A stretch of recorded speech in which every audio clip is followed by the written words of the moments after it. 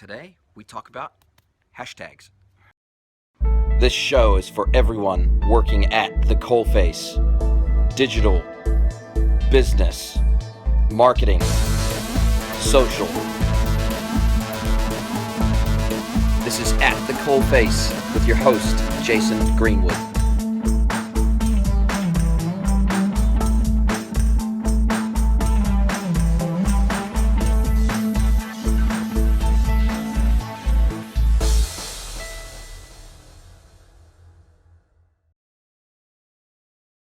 Hello everybody, I'm Jason Greenwood. Welcome to episode 24 of At the Coalface. Today I'm coming to you from a new location, quite a different one, coming to you from Mangawhai, New Zealand, which is about an hour and a half north of Auckland, near the sea. In fact, if I raise the camera up, you can see I'm staying at a sort of a holiday home here in Mangawhai. And we're having a nice long weekend. It's Queen's birthday weekend here in New Zealand, so we get an extra long weekend. We get the Monday off. So spending some time up here by the beach, spending some time walking around, doing some hiking, doing some sightseeing, and just spending time in the great outdoors. And New Zealand is a beautiful place, so it's a great place to do it. Today we're going to talk about a subject that often gets discussed but doesn't necessarily get expanded upon or expounded upon and provided with much context in terms of how to apply it in a business scenario or in a business sense. So today we're going to talk about hashtag culture, and hashtag culture specifically as it relates to platforms, social media platforms that support hashtag culture and have really been built on hashtag culture. That's primarily Twitter and Instagram.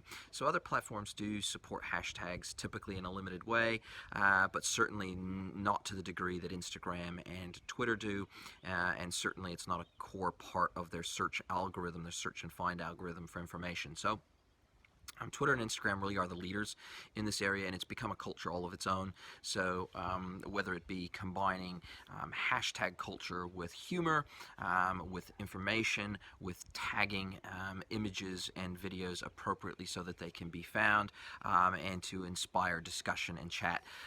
One of the key things that is important to understand is that you can't own a hashtag as such on one of these platforms. You can't buy a hashtag. It's not an advertising tag that you can pay a certain amount per click or per search to own, and as a result of that, no one can own a hashtag. Now, that doesn't mean that you can't in practice own a hashtag.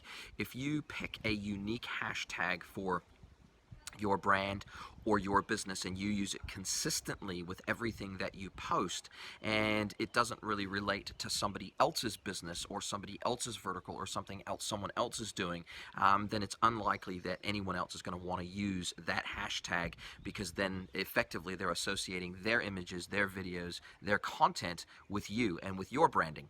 So any industry that is very photo or video heavy, whether it be a photographer, a videographer, anything really to do with that audio-visual type of content production, then definitely being able to create your own hashtag that's unique to you and using that consistently across all of your postings is going to associate that hashtag with you. And then whenever anybody wants to find you, you can even use that hashtag across your branding. You can use it on your business cards, you can use it on your website, you can use it on your EDMs, the emails that you send out, you can use it anywhere where you brand yourself. You're going to want to use that hashtag for consistency so that people can find you, they can find your work, they can find your content easily, and it makes it much easier for them to connect with you across those mediums. Now, the other thing also is that hashtag culture has become so important that it is a core part of the search algorithm for Twitter and for Instagram. So when you do your searches, a lot of the top content that comes up, it's not usernames that you're finding, it's actually you're finding that content via the hashtags that have been associated with it.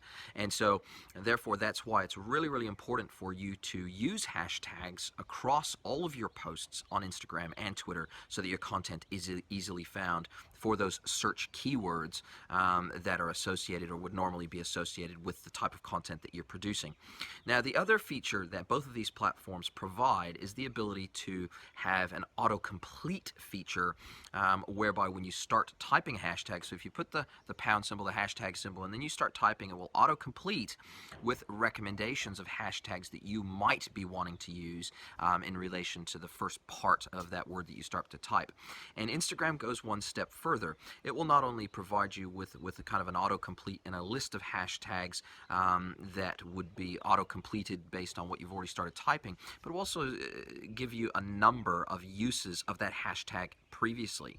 And so there definitely is a sweet spot scenario emerging across both of these platforms, whereby you don't necessarily want to pick hashtags that have the highest number of usages, because then you just get lost. You get buried very, very quickly within the content that follows you and came before you. You get lost. You know, if there's a million usages of something, it's very, very difficult for you to stand out. So you want to try to find a hashtag that has a happy medium. You want to find a hashtag that is reasonably commonly used, so you're not completely out there in no man's land from a content perspective, except from your own brand, because with all of these posts, you're going to want to put multiple hashtags. You want to use as much as you can.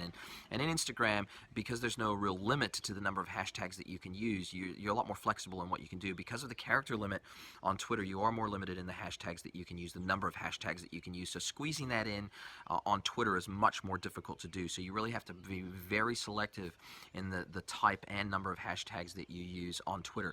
Instagram, not so much. You can take a little bit more of a shotgun approach and you can get away with it.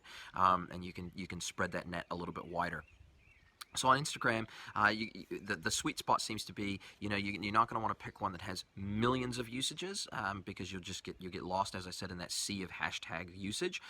But you don't want one that has 5 usages either. So anywhere from sort of 1,000 to 20, 30,000 usages, up to 50, 60, 70, 80,000, maybe even 100,000 usages. That's kind of that sweet spot on Instagram, where it's clearly used enough that it's being used in common parlance. It's a common terminology, but it's not so overused that you get buried and you get lost altogether. You get hidden. So certainly you're going to want to do your research on hashtags. You're going to want to start typing those in, look at those numbers. And unfortunately with Instagram, they don't do it from highest usage down to lowest. So it would be really, really nice. I would much prefer it myself if on Instagram, in the hashtag list that pops up, the autocomplete list, if it had the most used all the way down to the least used, but they're mixed in. So you actually have to scroll through that list of hashtags to kind of get a feel for the numbers of usage for each one. So go ahead and do that. Take the extra effort. Try to be unique in your hashtags. Try to, bring some humor into your hashtags. Try to maybe introduce some new hashtags that haven't been used before, and to try to build a little bit of a following around some certain new hashtags associated with just your content. Gary Vaynerchuk has done a great job of that with his Ask Gary V show. So it's always hashtag Ask Gary V, and so nobody else uses that hashtag, and so that's always associated with his content when he puts it out. So, and he's even, that's even the name of his book. It's the hashtag Ask Gary V book. So definitely, he's used it to good effect. There's many, many other influencers across these two platforms that have used hashtags. So go and look at how the key influencers in your vertical leverage hashtags across their postings. It's a fantastic way to learn, and they became well known for a reason. And it's not only just because they have fabulous content, because content is always king. Context always is the queen. It goes alongside the content, so you always need to have that context. And hashtags really are a form of context provision to go with your content. It provides some guiding light around what this content is, what it's about. It's very much like keywords and SEO, and so it helps people to find content that they're interested about, and it helps them to find you on a consistent basis in relation to those types of content. So definitely start thinking about hashtag culture. Think about how it impacts you. Think about how you can leverage it in a stronger, smarter way, and be very, very consistent with your hashtags. That's one thing you'll see about influencers. They're very, very consistent about using hashtags to great effect with each and every single post. So hopefully that's been useful to you. Hopefully that's something that will help you to expose your content to a wider audience, but also an audience that is interested in the content that you're producing. So I'm very much about creating content as a magnet to pull in an audience that's already interested in the type of content that you're producing. So think smartly about your content. Make sure you're producing content for a specific target audience that you think you're going to be able to reach. Tag it appropriately. Hopefully they'll be able to find it. Hopefully they'll become a permanent member of your audience and they'll want to see that content on an ongoing basis. Have any questions? Let me know. Have a great day.